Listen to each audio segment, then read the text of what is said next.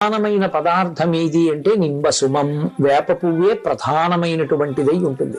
ఆ వేప పువ్వు ప్రధానంగా తీసుకుంటే ఏమొస్తుంది అన్నారు.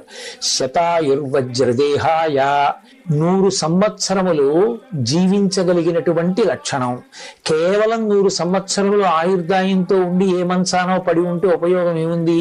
కాబట్టి వజ్రదేహాయ, ఆరోగ్యంతో ఉండి తాను ఏ సంకల్పం చేశాడో, ఏ కార్యం చెయ్యాలనుకుంటున్నాడో అటు భగవత్పరమైనటువంటి సమాజ అభ్యుదయము కొరకు చెయ్యాలనుకున్నటువంటి కార్యములను చేయగలిగినటువంటి సమర్థత శరీరమునందు నిలబడి, దాని వలన వజ్రదేహాయ సర్వసంపత్ప్రదాయచ, ఆ వేప పువ్వు సమస్తమైనటువంటి సంపదలను ఇవ్వగలిగినటువంటిదై ఉంటుంది.